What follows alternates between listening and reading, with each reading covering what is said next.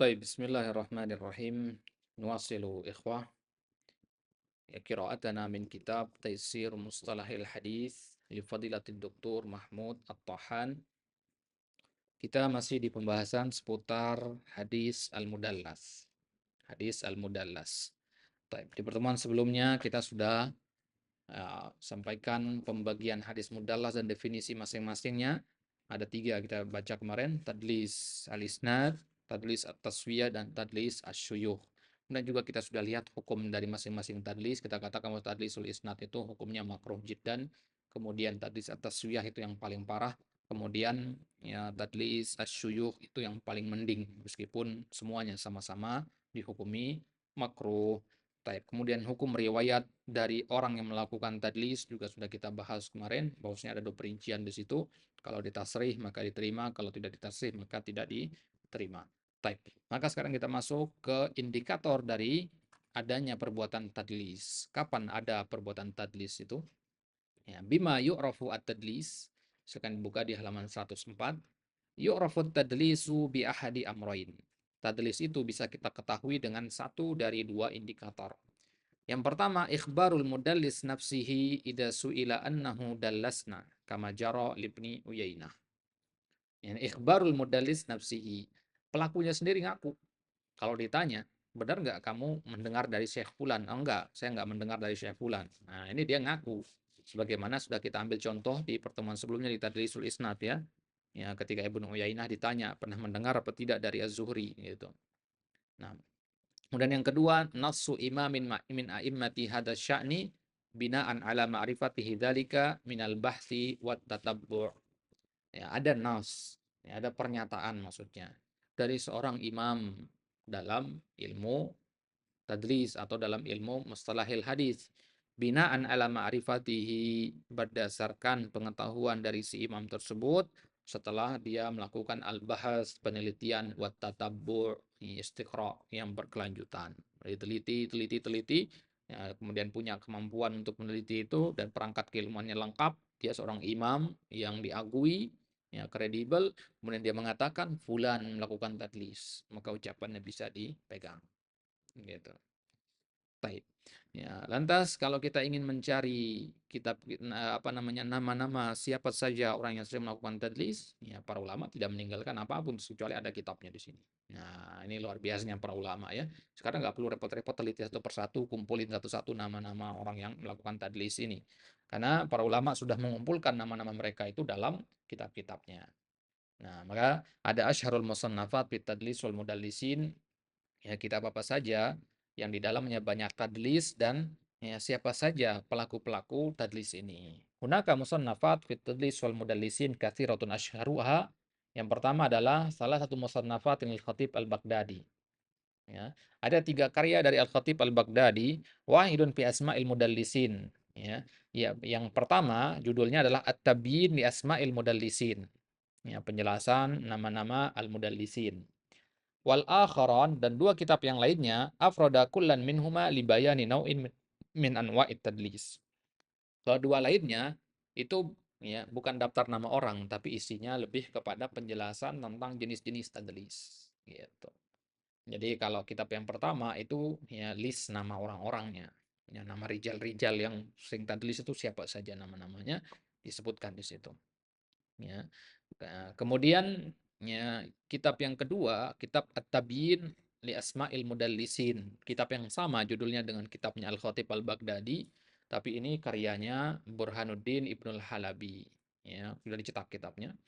Ya, kemudian yang Jim, ya. Nah, Jim ini yang paling masyhur ini, ya. Ya, Anda pribadi pernah ya baca yang ini, ya kitab yang ini yaitu Ta'rif Ahli Taqdis bi Maratibil Mausufina bit Tadlis. Ya, ini ada di maktabah kita ini.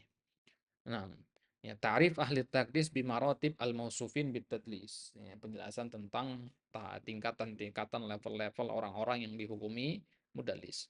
Ya, ini ditulis oleh Al-Hafiz Ibnu Hajar. Ini juga kitabnya sudah dicetak. Baik. Nah, itu dia ya kitab-kitab yang mengumpulkan tentang ya para pelaku at-tadlis atau nama-nama orang yang banyak melakukan at-tadlis. Baik. Kemudian ada satu hal yang belum disampaikan oleh penulis di sini, yaitu ya, tingkatan dari para pelaku at-tadlis ini. Ya, para pelaku at-tadlis atau mudalis ini banyak jumlahnya. Ada yang doib, ada yang thiqah. Yang thiqah semisal Al-Hasan Al-Basri, ya ada Sulaiman bin Mihran, Al-Amash, Muhammad bin Ishaq dan sebagainya. Nah, maka Al-Hafiz Ibnu Hajar membagi para mudalisin ini menjadi 5 tingkatan. Ini bisa antum tulis, nah, tidak ada di kitab. Ya, tingkatan yang pertama, ya, orang yang tidak disifati dengan tadlis kecuali sangat jarang. Orang yang tidak disifati dengan tadlis kecuali sangat jarang. Jadi dia pelaku tadlis tapi jarang sekali. Contohnya misalkan Yahya bin Sa'id. Ya, contohnya adalah Yahya bin Sa'id.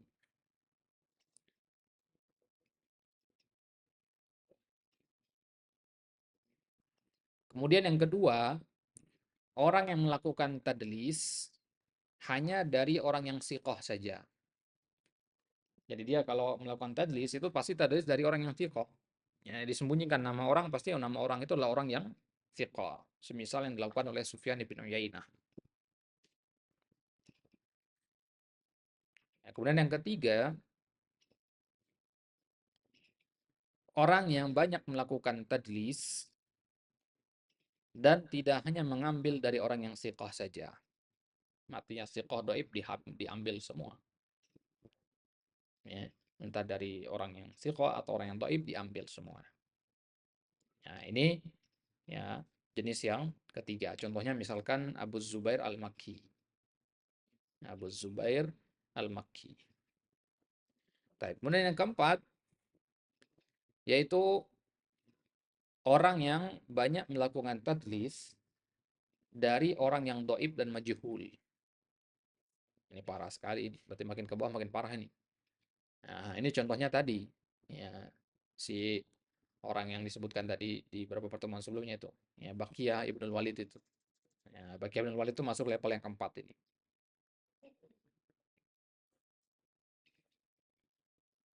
Kemudian yang kelima,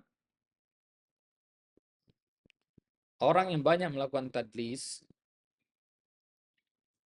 dan dia adalah orang yang lemah dari berbagai sisi. Jadi dia tadlis, melakukan tadlis, sekaligus dia adalah orang yang bermasalah. Kalau yang pertama tadi kan, ya, atau yang kedua tadi kan ulama besar itu, ya, Sufyan bin Uyainah itu ulama besar, imam gitu. Ya, orang yang sikoh melakukan tadlis dari orang yang sikoh itu masih mending. Tapi kalau yang kelima ini udah tadlisnya dari orang yang doib, dia sendiri adalah orang yang doib, gitu. Ngerti nggak maksudnya ini? Nah, contohnya siapa? Contohnya misalkan Abdullah bin Lahi'ah. Ada baca Luhai'ah pakai ain ya. Abdullah bin Lahi'ah.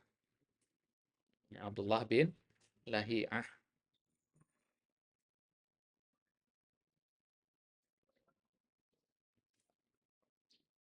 Baik. Nah, ini adalah 5 tingkatan menurut Ibnu Hajar dari Al-Mudallisin ini. Ya, yang pertama tadi orang yang melakukan tadlis dan jarang, ya, misal Yahya bin Sa'id jarang sekali. Ya, kemudian yang kedua, ya, orang yang tadlis tapi hanya dari yang sikoh saja. Kemudian yang ketiga, orang yang tadlis ya, dan tidak hanya dari sikoh, bisa dari yang lain juga. Ini Abu Zubair Al-Makki contohnya. Kemudian yang keempat, ya, dia tadlis sering dan dari orang-orang yang doib dan majhul. Ya, contohnya Baqiyah bin Walid. Dan yang kelima, orang yang ditambah kelemahannya karena sebab yang lain. Ya, artinya apa? Artinya dia melakukan tadlis sekaligus dia adalah orang yang, ya, orang yang ya lemah dari berbagai macam sisi. Ya, dia bukan orang yang siqah, dia orang yang macam-macam bermasalah lah intinya. Dia melakukan perbuatan bermasalah dan dia juga orang yang bermasalah. Nah, itu dia ya pembahasan seputar tadlis. Insyaallah taala di pertemuan selanjutnya kita masuk ke pembahasan ya pembahasan isqat selanjutnya yaitu al-mursal al-khafi. Pembahasan al-mursal al-khafi ini sebenarnya sudah pernah kita singgung di hadis mursal ya. ya. Jadi hadis mursal itu merupakan hadis yang keguguran sanadnya zahir. Nah, mursal itu ada yang zahir, ada yang khafi. Nah, yang khafi ini kita masuk sana. Ya, jadi kita katakan mursal itu bersaudara dia, dua orang. Yang pertama zahir, itu al-mursal. Kalau disebutkan al-mursal, itu al-mursal al-zahir maksudnya. Nah, saudara yang satu lagi ada mursal khafi, dia masuk kubu sebelah dia. Ya, kubu yang kita bahas sekarang yaitu as-saktu al-khafi. Nah, jadi nanti ada al-mursal, al-khafi. Setelah itu baru kita bahas sedikit tentang al-hadits al-munqati, penjelasan tambahan ya dari pertemuan sebelumnya kan sudah kita bahas tadi munqati di halaman 94. Nanti akan ada pembahasan lanjutan tentang hadis munqati. Kemudian sebagai penutup nanti ada pembahasan tentang hadis mu'an'an dan hadis mu'an'an ya. Ya, hadis mu'an'an pakai ain dan hadis mu'annan ya pakai hamzah. Ya, baru kemudian kita masuk ke hadis-hadis yang mardud disebabkan at-ta'an fil rawi. Ya, celah pada perawinya. Kalau tadi kan keguguran sanad. Nah, kalau ini ditolak karena celah perawinya. Di situ nanti kita masuk hadis maudhu. Apa itu hadis maudhu? Apa itu hadis matruk? Apa itu hadis mungkar? Apa itu hadis maklub? Apa itu hadis musahab? Apa itu hadis al-bid'ah? Ya, ada hadis al-bid'ah namanya. Nah, dan sebagainya. Nanti kita akan bahas insyaallah taala di pembahasan selanjutnya. Baru kemudian nanti kita masuk ke pasal yang ketiga. Ya. Pasal yang ketiga itu ada beberapa pembahasan di situ. Ya, pasal yang ketiga. Ya.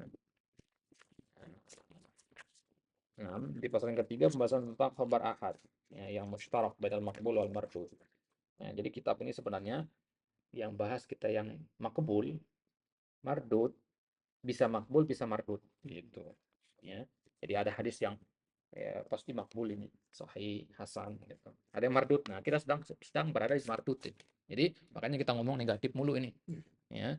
Artinya kita nyari celah-celah ya, celah-celah perawi saja. Ya, baru nanti kita masuk di pasal yang ketiga dan ini agak lebih rumit daripada pasal yang kedua, yaitu pembahasan tentang orang-orang yang kadang dia diterima, kadang ditolak hadisnya. Apa itu marfu, apa itu mauquf. Karena marfu kan ada yang terima, ada yang tidak. Nanti maktu juga mauquf juga begitu nantinya. Ya marfu sahabi, mursal, ya mursal sudah lewat. Baru kemudian nanti di bab yang keempat kita ambil pembahasan al-isnad, pembahasan tentang isnad sanad yang ali, sanad yang nazil, apa hukum periwayatan bapak dari anaknya, periwayatan anak dari bapak, apa hukum periwayatan dari orang yang lebih tua kepada orang yang lebih muda, kemudian apa itu al-musalsal. Itu insyaallah taala akan kita bahas di pertemuan selanjutnya dan sebagai penutup nanti kita pembahasan tentang ya pengertian atau ma'rifah ya, pembahasan tentang pengenalan terhadap para perawi dan ini adalah akhir dari pembahasan ilmu hadis, pengenalan tentang rawi ya, siapa yang dimaksud dengan sahabat, siapa tabi'in, ya apa yang dimaksud dengan al-mubhamat ya, kemudian ya mengenal lakop-lakop para tabi'in dan sebagainya. Nah, lakop-lakop para perawi insyaallah taala ya, semoga Allah Subhanahu wa taala memberikan kita kesehatan dan panjang umur ya untuk bisa tetap istiqomah melanjutkan sampai akhir kitab ya, karena pembahasan mustalah hadis ini adalah ilmu yang ya sangat penting dan sangat sedikit peminatnya jika dibandingkan ilmu-ilmu yang lain. Dikarenakan apa? Dikarenakan dia sangat sulit ya, bukan kita menakut-nakuti, tidak, karena memang faktanya seperti itu. Ilmu hadis adalah ilmu yang rumit, butuh kepada keseriusan, butuh kepada konsentrasi penuh untuk bisa memahaminya. Dan kitab yang ada di hadapan kita ini adalah kitab pada level, kalau kita bisa katakan level 0 justru. Ya, ya belum masuk level 1, 2, 3-nya. Ini justru kitab yang sangat bawah sekali, meskipun kandungan faedahnya banyak ya.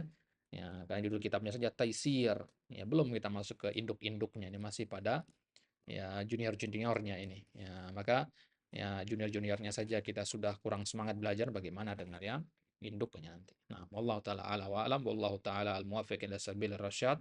Sallallahu ala nabiyina Muhammad wa ala alihi wa sahbihi wasallam.